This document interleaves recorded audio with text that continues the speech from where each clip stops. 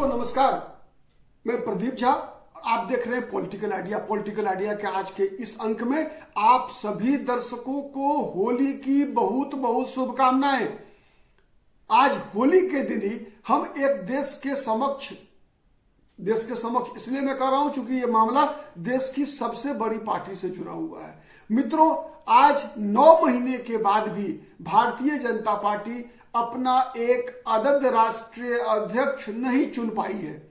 देश के इतिहास में, भारतीय जनता पार्टी के इतिहास में ऐसा पहली बार हो रहा है जब भारतीय जनता पार्टी, जो कि अपने आप को पार्टी विद डिफरेंस कहती है, भारतीय जनता पार्टी जो अपने आप को एक विचारधारा आधारित राजनीतिक दल कहती है, भारतीय जनता पार्टी जो अपने आप को एक कैडर बेस्ड ऑर्गेनाइजेशन कहती है, आज अपने करोड़ों मेंबर और लाखों कैडर के बीच से विगत 9 महीने से अपना कोई राष्ट्रीय अध्यक्ष नहीं चुन पाई है।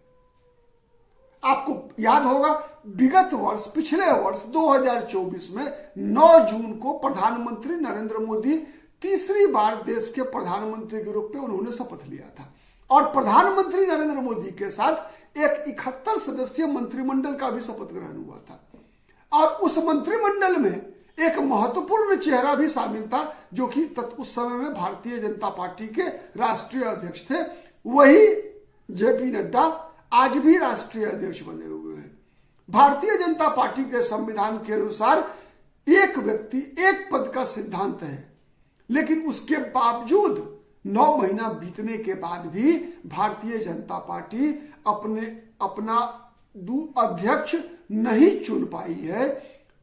ऐसा कहा जा रहा है कि भारतीय जनता पार्टी में एक व्यवस्था है कि जब तक भारतीय जनता पार्टी में 50% राज्यों में अध्यक्ष का चुनाव न हो जाए तब तक राष्ट्रीय अध्यक्ष का चुनाव नहीं होता, सबको पता है। लेकिन जब इससे पहले जब कभी भी हुआ तो ठीक है, परमानेंट अध्यक्ष की नियुक्ति नहीं हो सकती, चुनाव नहीं हो सकता, लेकिन एक्टिंग प्रेसिडेंट की नियुक्ति हर बार हुई है। आपको याद होगा 2014 में जब प्रधानमंत्री नरेंद्र मोदी पहली बार बने थे, उस समय में राष्ट्रीय अध्यक्ष राजनाथ सिंह जी थे। राजनाथ सिंह जब उसी सरकार में जब मंत्री के रूप में शपथ लिया, उन्होंने देश के गृह मंत्री बने, तो फिर उनका इस्तीफा हुआ। उनके इस्तीफे के बाद अमित शाह पार्टी के अध्यक्ष बने। उनकी परमानेंट नियुक्ति कुछ दिनों बाद हुई जब पार्टी के राष्ट्रीय परिषद की बैठक हुई, लेकिन उससे पहले कार्यवाहक अध्यक्ष के रूप में अमित शाह ने काम करना शुरू कर दिया।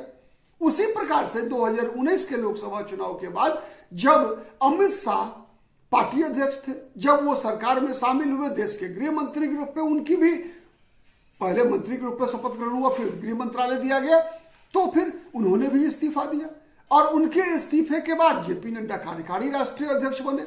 बाद में उनकी परमानेंट नियुक्ति हुई जिसका आप कह सकते हैं कि राष्ट्रीय परिषद से अनुमोदन लिया गया। इस बार ऐसा क्या हो गया कि भारतीय जनता पार्टी जेपी नड्डा का विकल्प नहीं ढूंढ पाई। भारतीय जनता पार्टी अपने राष्ट्रीय अध्यक्ष फुल टाइम किसी व्यक्ति को राष्ट्रीय अध्यक्ष नहीं बना पाई। क्या नरेंद्र मोदी को अब भी इंतजार है किसी रबर स्टैंप का? ऐसा कहा जाता है कि नरेंद्र मोदी और अमित शाह 2 जिस्म एक जान थे। इसीलिए राजनाथ सिंह के बाद जब मोदी जी प्रधानमंत्री बने तो तुरंत अमित शाह का राष्ट्रीय अध्यक्ष के रूप में निर्वाचन हो गया। जेपी नड्डा के बारे में कहा जाता है कि ये मोदी जी के भक्त हैं, इसीलिए उनकी अमित शाह के बाद तुरंत नियुक्ति हो गई। लेकिन अब ऐसा कोई तीसरा भक्त मिल नहीं रहा है शायद, क्या जिसके अंदर दोनों सामर्थ्य हो, पार्टी को चलाने का भी सामर्थ्य हो और मोदी जी के भक्त भी हो, अमित शाह के भक्त भी हो। कई नाम चल रहे हैं मीडिया के अंदर, कई नाम है, उसमें शिवराज सिंह चौहान का नाम आ रहा है, उसमें नाम आ रहा है धर्मेंद्र प्रधान का, उसमें नाम आ रहा है भूपेंद्र यादव का, नाम आ रहा है विनोद तावड़े का, नाम आ रहा है डी पुरंदेश्वरी का। लेकिन सवाल यह है कि इनमें से अगर केवल शिवराज सिंह चौहान को छोड़ दिया जाए, शिवराज सिंह चौहान का एक अलग कैटेगरी है और 4-5 जो है उनका एक अलग कैटेगरी है। मेरे अनुसार अगर शिवराज सिंह चौहान बीजेपी के राष्ट्रीय अध्यक्ष पद के लिए सर्वथा उपयुक्त उम्मीदवार है। उनके पास अनुभव है, मुख्यमंत्री के रूप में 15 वर्षों का अनुभव है, मध्य प्रदेश में पार्टी और सरकार दोनों को चलाने का अनुभव है। बीजेपी के पास कई ऐसे नेता हैं जो राष्ट्रीय अध्यक्ष के रूप में भी एक तरह से कह सकते हैं कि पार्टी के विस्तार में, पार्टी के वैचारिक विस्तार में, संगठनात्मक विस्तार में बहुत बड़ी भूमिका निभा सकते हैं आज भी। चाहे वो शिवराज सिंह चौहान हो, चाहे वो नितिन गडकरी हो, कई ऐसे नाम हैं। उदाहरण के लिए मैं 2 नाम बता रहा हूं, लेकिन शायद ऐसा है कि नितिन गडकरी और शिवराज सिंह चौहान प्रधानमंत्री नरेंद्र मोदी के लिए रबर स्टाम्प बनकर नहीं रह सकते। तो क्या मोदी जी को भी फिर कांग्रेस पार्टी की तरह किसी रबर स्टाम्प की आवश्यकता पड़ रही है पार्टी को चलाने के लिए? लग तो ऐसा ही रहा है। अगर ऐसा नहीं हो तो फिर क्यों नहीं भारतीय जनता पार्टी के पास विकल्प पहले से मौजूद है। शिवराज सिंह चौहान है, नितिन गडकरी है, कई नाम है भारतीय जनता पार्टी के पास, उत्तर भारत से लेकर दक्षिण, पूर्व से लेकर पश्चिम तक। लेकिन क्यों नहीं कर पा रहे हैं? बार बार दिन तय होता है, टल जाता है, दिन तय होता है, टल जाता है। बहाना बताया जाता है कि राज्यों में चुनाव नहीं हो पाया। तो राज्यों में चुनाव नहीं हो पाया, क्यों नहीं हो पाया, इसका एकमात्र जिम्मेवारी कौन लेगा? इसकी जिम्मेवारी भी तो जो अभी राष्ट्रीय पदाधिकारी हैं, जो राष्ट्रीय अध्यक्ष है, उनकी जिम्मेवारी बनती है। लेकिन जब राष्ट्रीय अध्यक्ष परमानेंट है ही नहीं, मंत्रालय के काम से फुर्सत नहीं मिलेगा, तो फिर पार्टी का काम कैसे देख पाएंगे जेपी नड्डा? तो इसीलिए तो भारतीय जनता पार्टी को किसी एक्टिंग प्रेसिडेंट का चयन कर लेना चाहिए था, जो पहले होता रहा है। लेकिन इस बार नहीं करने का कारण समझ में नहीं आता। कई नाम थे, भारतीय मनोहर लाल खट्टर का भी नाम आ रहा है। तो फिर मार्च में 18 मार्च का डेट दिया गया था कि 18 मार्च तक भारतीय जनता पार्टी राज्यों में चुनाव समाप्त कर लेगी, तो फिर उसके बाद के सप्ताह में राष्ट्रीय अध्यक्ष का चुनाव हो जाएगा। लेकिन अब फिर जैसी सूचना मिल रही है उसमें यह भी टलता हुआ दिख रहा है।